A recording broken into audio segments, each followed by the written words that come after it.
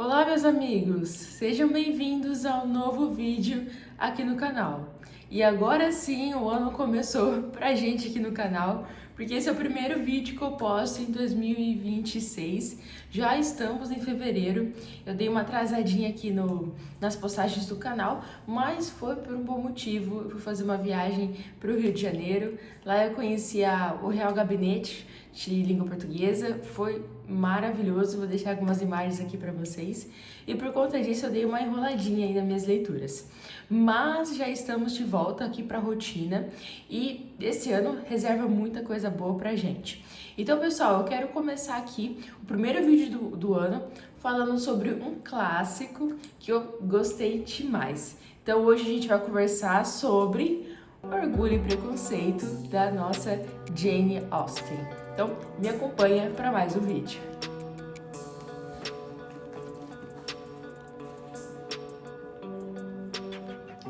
Pessoal, a Jane Austen, ela tá aí como uma das maiores escritoras britânicas aí de todo o mundo, né? Ela tem aí uma certa concorrência entre ela e a Jane Eyre, mas a Jane Austen, ela é aí considerada uma das maiores escritoras inglesas de todos os tempos.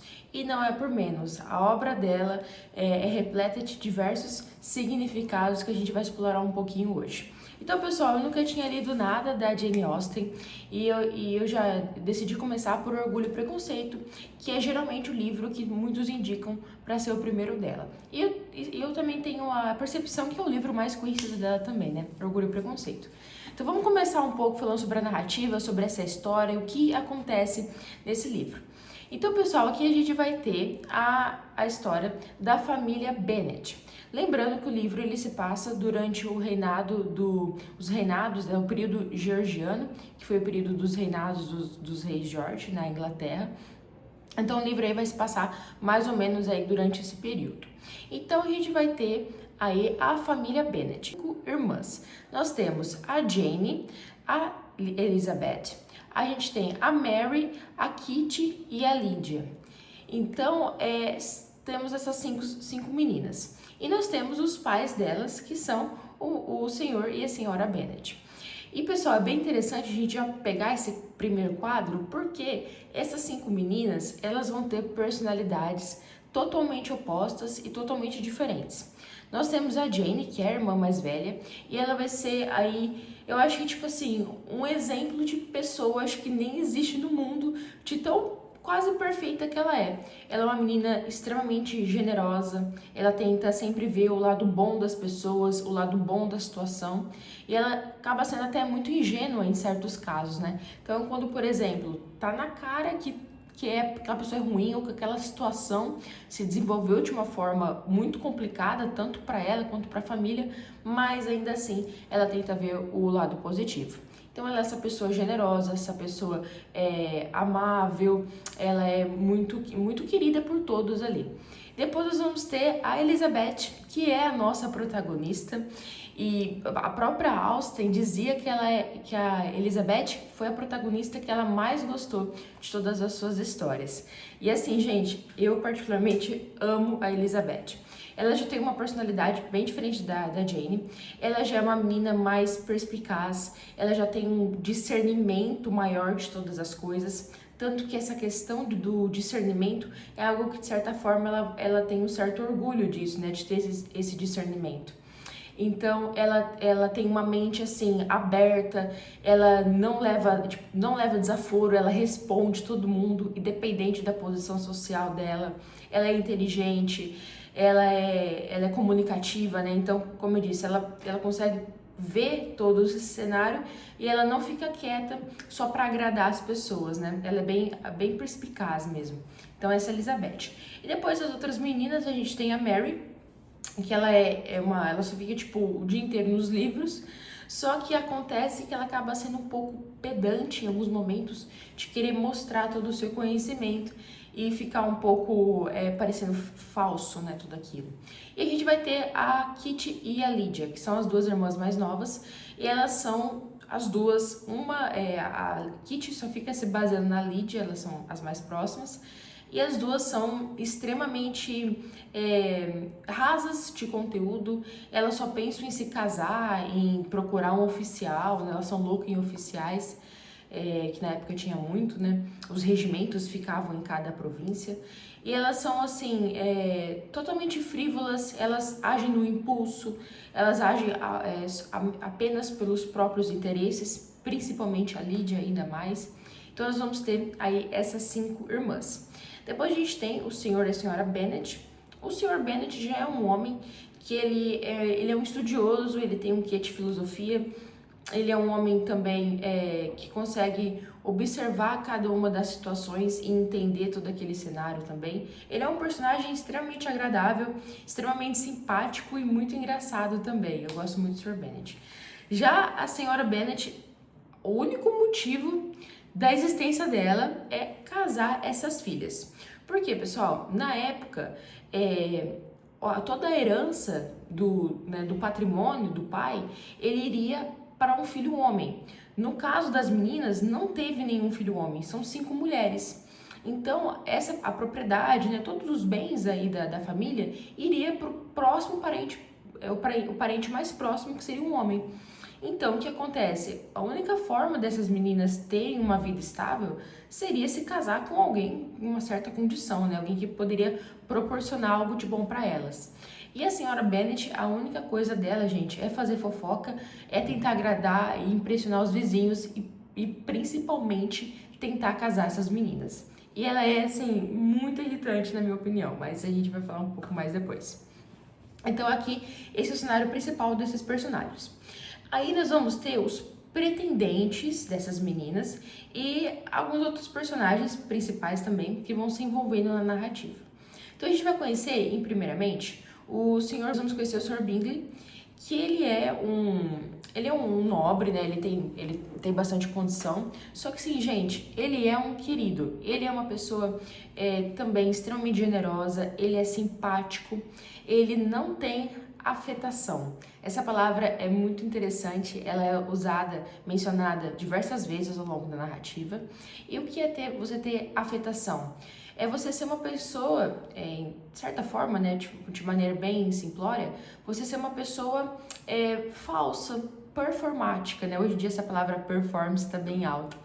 É você fingir ser algo que você não é. Então, geralmente, você ter atos, você ter gestos, você falar coisas que, na verdade, você não é aquilo ou que você não concorda com aquilo, você só fala para agradar outra pessoa ou para fingir ser algo que você não é. Então, afetação, né? Você ser uma pessoa afetada era algo que a alta sociedade e as outras pessoas também se importavam muito e tentavam perceber no outro e muitas vezes não viam a própria afetação, né? E o Sr. Bingle, ele não tem nada de afetação.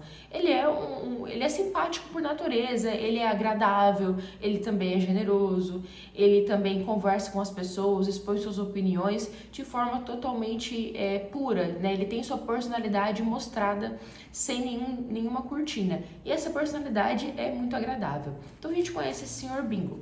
Depois a gente vai conhecer, em um baile que acontece na província, nós vamos conhecer aí o outro protagonista, que é o Sr. Darcy. Então, gente, o Sr. Darcy, ele é um nobre, ele é da alta nobreza aí, inglesa, e ele é muito rico.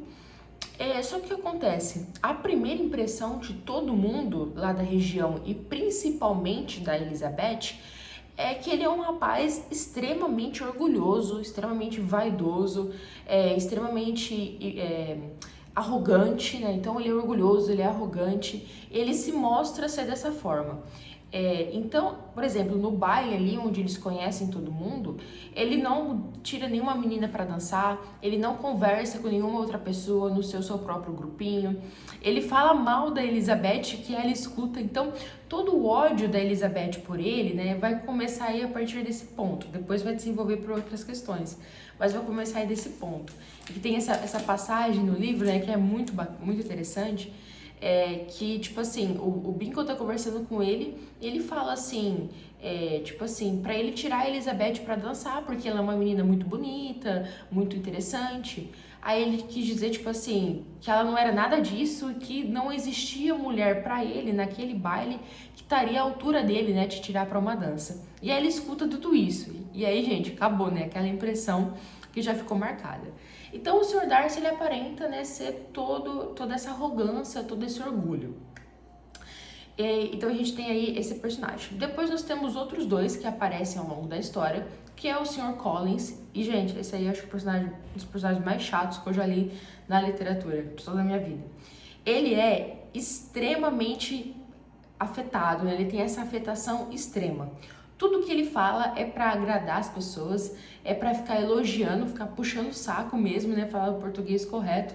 E assim, o pior disso é que dá pra... Todo mundo percebe que ele tá sendo falso, todo mundo percebe que ele tá sendo tá mentindo descaradamente, né? Mas ele não consegue parar de fazer isso. Então esse personagem, ele é em volta, né, dessa falsidade, de tentar ficar agradando. Tem também uma outra parte bem interessante, acho que para quem leu vai lembrar, ou para vocês que nunca leram e pretendem ler um dia, é muito interessante uma parte que o Sr. Collins, que no caso ele é primo das meninas, ele é da família, a propriedade do Sr. Bennet, quando ele morrer, vai passar para o Sr. Collins, porque ele é o parente homem mais próximo. Então eles estão lá conversando e o Sr. Bennet pergunta para ele, sinceramente, ele fala assim, tudo isso que você fala, né, mais ou menos dessa forma, tudo isso que você fala para agradar as pessoas, você planeja antes ou é espontâneo da hora? Ele pergunta isso. E o Sr. Collins, curiosamente, vai responder, aí sim, verdadeiramente, né? Ele vai falar assim, que muitas coisas ele planeja antes, de como ele vai formar aquele diálogo, mas outras ele tá tão acostumado a mentir que já sai na hora. É bem interessante esse diálogo, eu gosto bastante. Então a gente tem ele. Aí a gente vai conhecer um outro, que é o oficial, né, ele é do regimento que tá em Maryland, se não me engano, que é a cidade ali da província, que chama Wickham. Esse Wickham, ele é um homem, né, ele é esse oficial, que a primeira impressão dele é também um homem muito agradável, muito interessante, muito educado, muito legal de se conversar com ele. Então ele aparenta ser esse homem extremamente bacana de você estar perto dele. Mas ao decorrer da história, a gente vai perceber algumas nuances da personalidade dele. Então, pessoal, por que eu quis já, primeiramente aqui, trazer esse panorama geral dos personagens? É de como a gente percebe que, à primeira vista, esse narrador, né, que o livro ele tem um narrador, ele é narrado em terceira pessoa, mas ele é uma narração meio onisciente, que a gente consegue entender vários pontos de vistas de diversos personagens ali da história, né? Então esse narrador já mostra pra gente de que nem tudo é da forma que a gente imagina à primeira vista, que esses personagens eles são algo a mais do que eles aparentam ser. Então isso é bem interessante. Então a gente tem todo esse cenário montado, todas essas questões. Aí mais pra frente a gente vai ter o desenvolvimento da Elizabeth, que é essa personagem principal, como eu mencionei, com o Sr. Darcy. A gente vai ver de como ela teve uma opinião equivocada sobre ele, como ele muda ao longo da narrativa e principalmente essa história da gente observar a transformação da Elizabeth, o amadurecimento dela ao longo da narrativa. Então a gente entende ela como uma pessoa e ao final do livro a gente percebe claramente todo o amadurecimento dela em relação não só ao Sr. Darcy, mas também ao seu discernimento entre todas essas outras pessoas, né? Então a gente vê muito de como ela foi equivocada na opinião, tanto do Darcy quanto do Wickham, que ela achava que o Wickham era uma excelente pessoa, depois ela descobriu que não. Ela achava que o Darcy era uma pessoa horrível, depois ela descobriu o completo oposto disso. Então a gente tem toda essa transformação. Isso é bem interessante. Então, pessoal, a gente tem toda essa narrativa. Agora, um outro ponto que eu gostaria de já emendar aí com vocês, porque já faz muito sentido, é a gente falar sobre o momento literário em que o livro se passa, né? quando que a Jane Austen escreve esse romance. Então, pessoal, a Jane, ela vai escrever aí quando o romantismo era o movimento literário da época. E o romantismo a gente sabe que foi um movimento muito focado no sublime, né? No interior da pessoa, nos sentimentos, nas emoções. Então, emoções extremas, emoções exacerbadas, tanto emoções boas quanto ruins, tanto um amor extremamente romântico como um amor muito tóxico. Tudo isso é ao extremo. Então, o romantismo ele tem essas características. A natureza como algo central que reflete a alma humana, reflete os sentimentos humanos. Então, o romantismo, essas técnicas literárias eram as da época. Porém, a Jane, ela vai lá e escreve ela vai fazer parte de um movimento que a gente pode considerar aí como uma vertente do romantismo, que é o romance de costumes. Então, pessoal, a Jane Austen ela é considerada aí a principal figura do romance de costumes.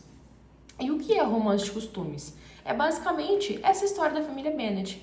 A gente vai ter o desenvolvimento de uma narrativa da Inglaterra, do interior da Inglaterra, dessas famílias de classe média, de alta nobreza e o dia a dia delas. Então é basicamente um romance dos costumes do cotidiano. Então, pessoal, essa característica, ela vai um pouco contra o romantismo, né? Que era tudo muito alto, né? Com muito significado. Aqui não, aqui é algo do cotidiano. É sobre como essas classes sociais se envolviam, tudo que era característico daquela época. Então a Jane ela vai escrever nesse período. Uma outra característica é que a maioria das escritoras dos escritores, né, desse período eram mulheres, e essas mulheres faziam personagens femininas. Então aqui a gente tem o grande desenvolvimento das heroínas femininas, né, dessas personagens que depois ficaram tão conhecidas na literatura mundial.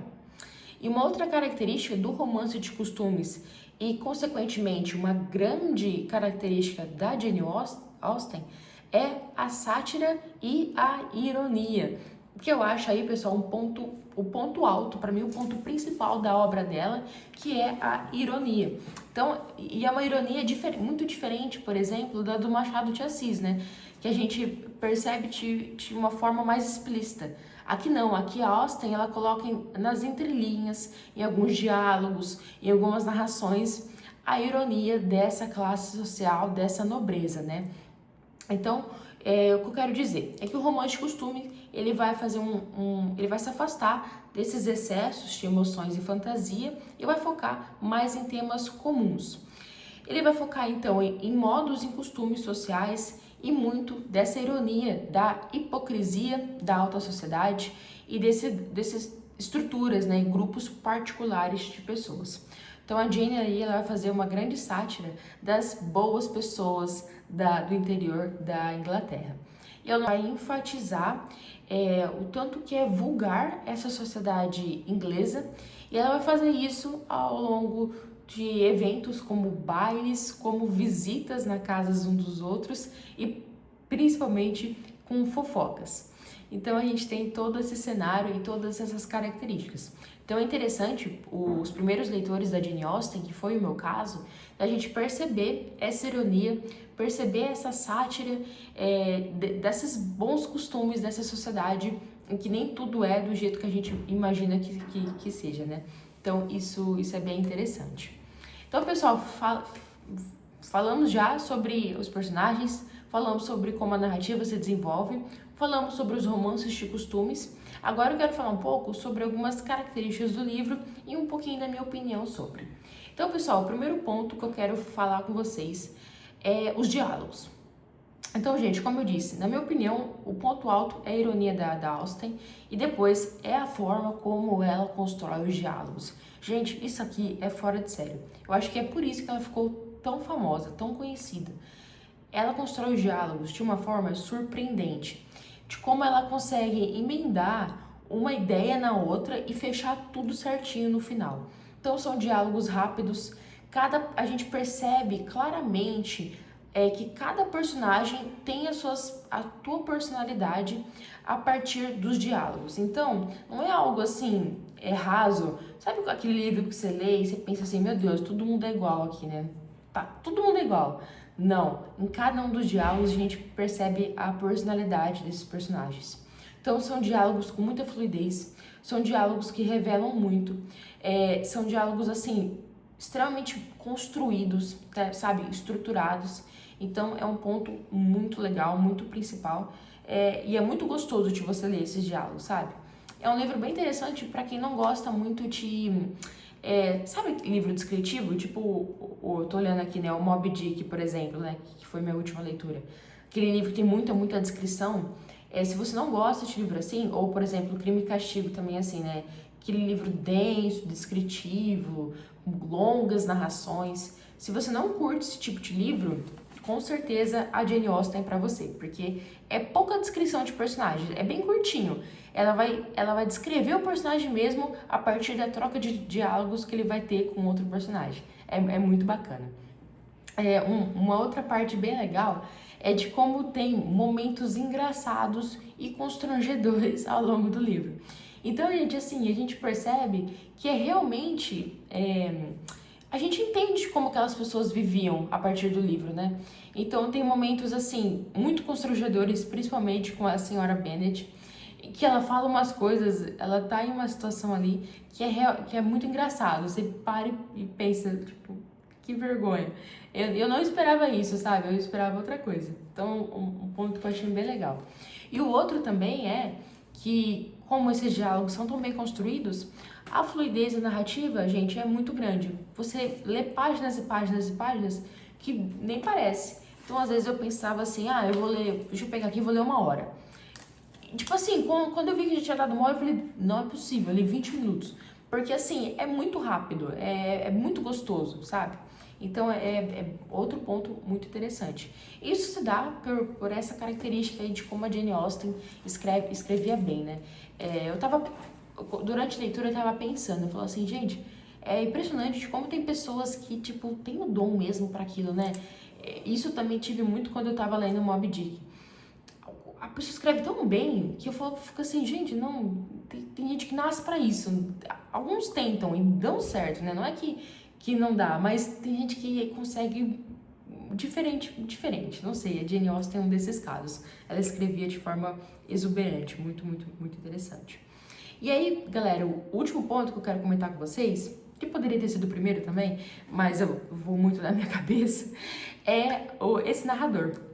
Então a gente tem um narrador que ele é onisciente, né? Ele consegue perceber, ele tá dentro da história, não só vendo de cima, né? Ele consegue adentrar mesmo. E muitas vezes a mente desse personagem.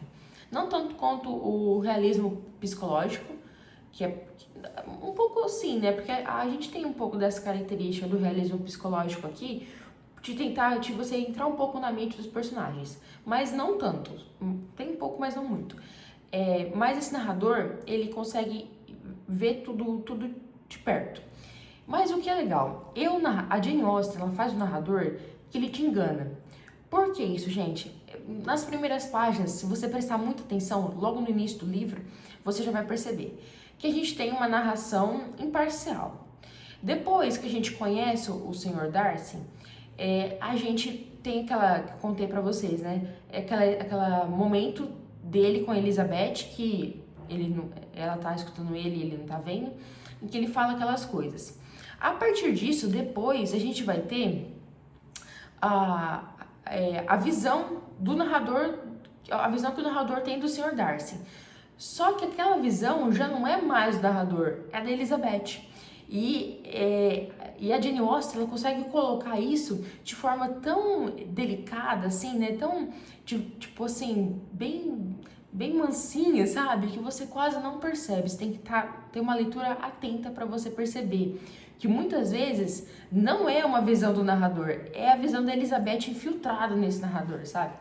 Enfim, é uma percepção que eu tenho, né? Que eu percebi. Posso estar errada e muitas pessoas podem ter outra opinião. Só que eu percebi isso. Que tem vezes que é tipo assim, é o narrador. E tem outras vezes que eu percebo que é uma opinião da Elizabeth ali no meio, sabe? Principalmente essa primeira parte aí do Sr. Darcy, esse primeiro contato entre eles. Então, essa forma que a Jane Austen usa do narrador, eu acho assim, fantástico. Então, pessoal, basicamente eram alguns desses pontos que eu queria comentar com vocês, falar um pouco sobre os personagens, falar sobre essa característica que é o romance de costumes, que é muito legal, muito gostoso de estudar. E, é claro, sobre essa leitura muito prazerosa que foi Orgulho e Preconceito, na minha opinião. Gostei muito. É um livro, assim, que você tem quase 500 páginas, só que você nem consegue perceber. Essa minha edição aqui é da Penguin, e é linda, né? Tipo, eu acho uma das capas mais lindas da Penguin, essa aqui. Então, vale muito a pena, pessoal. Agora, me deixem nos comentários. Vocês já leram Orgulho e Preconceito? Ou vocês já leram algum outro livro da Jane Austen? Quais livros da Austen vocês acham que eu devo ler em sequência? Eu gostei muito, quero ler todos dela. Deixa aí nos comentários. Ou se você nunca leu e pretende ler, qual que você quer começar? Vamos conversar aí embaixo, tá bom, pessoal? Espero que vocês tenham gostado e eu volto muito em breve com mais resenhas. Um beijo e até a próxima!